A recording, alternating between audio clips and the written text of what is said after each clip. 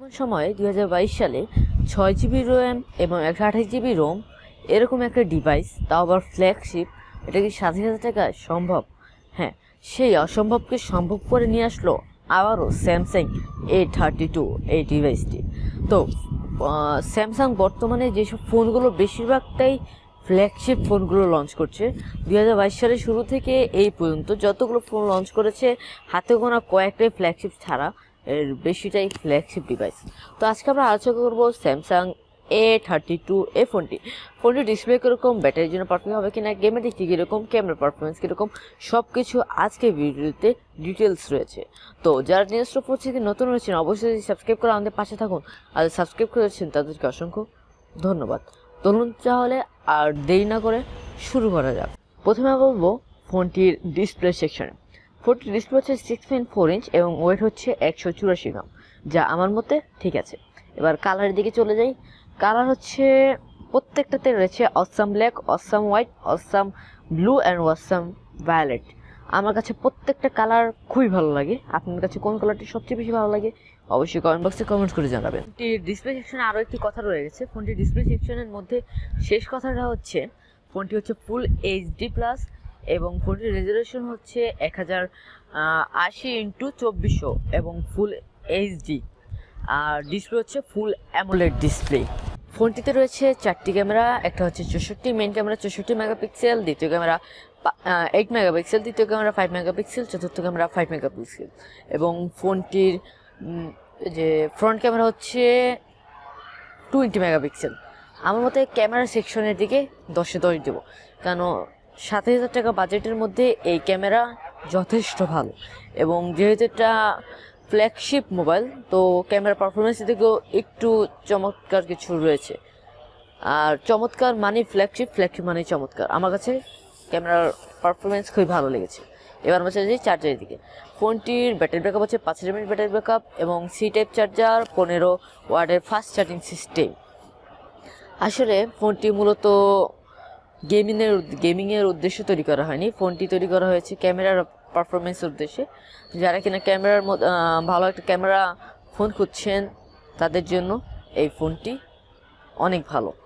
আর যারা high level game খেলেন তাদের জন্য ফোনটি নয়। যারা গেম লাইভ স্ট্রিম করেন তাদের জন্য ফোনটি নয়। যাদের ইউটিউব চ্যানেল আছে গেম সম্পর্কে তাদের জন্য এই ফোনটি নয়।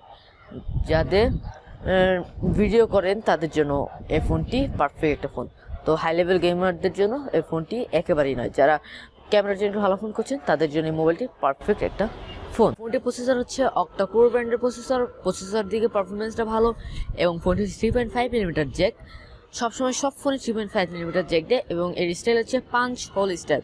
আমি যতগুলো ফোনের রিভিউ দিয়েছি, আনবক্সিং করেছি, বেশিরভাগ ফোনেই পাঞ্চ হোল স্টাইল এবং রেডমি 9 হচ্ছে পাঞ্চ হোল স্টাইল। এবার চলে যাই ফোনটির র্যাম ও রোম। ফোনটি মূলত হচ্ছে দুটি ভেরিয়েন্ট। একটি হচ্ছে 6 জিবি 128GB রোম, এটা হচ্ছে 70,000 টাকা এবং আরেকটা হচ্ছে 8 জিবি 128GB রোম, এটা হচ্ছে 28,000 টাকা। তো আমার মতে ফ্ল্যাগশিপ ফোন 70,000 টাকায় 6 জিবি র্যাম, এটা আমি যখন শুনেছি, আমি যখন রিভিউ করার আগে আমি তো দেখেছি, তখন আমি নিজে অবাক হয়ে গেছি। তো এটা অবাক হওয়ার মধ্যে একটা বিষয়, কারণ 70,000 টাকা ফ্ল্যাগশিপ ফোন খুবই কম পাওয়া যায়। আর স্যামসাংই এরকম চমৎকার কিছু নিয়ে আসে প্রত্যেকবার এবং প্রতিনিয়ত। আমার কাছে ফ্ল্যাগশিপ ফোন এবং অন্য সব দিক দিয়েই আমার ফ্ল্যাগশিপ ফোনগুলো বেশি ভালো লাগে, কারণ ফ্ল্যাগশিপ ফোনে আলাদা অন্য কিছু থাকে। ফোনটি মূলত তৈরি হয়েছে বাংলাদেশে এবং ফোনটি হচ্ছে fingerprint system, backside fingerprint system, face unlock fingerprint system এবং টাচ ফিঙ্গারপ্রিন্ট সিস্টেম। ফোনটি রয়েছে 3টি ফিঙ্গারপ্রিন্ট সিস্টেম। আমার কাছে ফিঙ্গারপ্রিন্ট সিস্টেম 10-এ 9 দিব এবং ক্যামেরা সেকশনে 10-এ 10 দিব, ডিসপ্লে সেকশনে 10-এ 10 দিব এবং রোমে কোনো কথাই নেই, 10-এ 11 দিব। কারণ আমার সব থেকে পারফরমেন্সটা সবচেয়ে বেশি ভালো লেগেছে 70,000 টাকা বাজেটে 6 জিবি র্যাম এবং 8,000 টাকা বাজেটে 8 জিবি র্যাম। আমার কাছে এই সেকশনটা খুবই ভালো লেগেছে। আপনার কাছে র্যাম পারফরমেন্সটা কেমন লেগেছে অবশ্যই কমেন্ট বক্সে জানাবেন, আর ডিসপ্লে সেকশনটা কেমন লেগেছে এটাও কমেন্ট বক্সে। চিপস হচ্ছে মিডিয়াটেক হেলিও G80 এবং ফোনটির ডিসপ্লে প্রোটেকশন দিয়েছে প্লাস্টিক। তো এটা যেটা প্লাস্টিক, এটা স্কেচ পাওয়ার সম্ভাবনা বেশি, তো এটাতে সাবধানতা বজায় রেখে চালাতে হবে।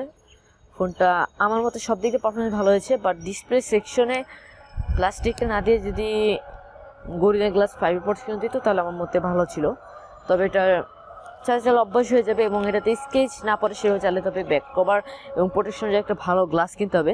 যেহেতু আপনারা 7,000 টাকা একটা ফোন কিনতে পারবেন, তো 300 টাকা দিয়ে একটা প্রোটেকশন আপনারা কিনতে পারবেন না এমন কোনো কিছু না। 300 টাকা একটা প্রোটেকশন কিনে আপনারা ব্যবহার করবেন, এটা মানে আপনাদের জন্য, আপনাদের সেফটি।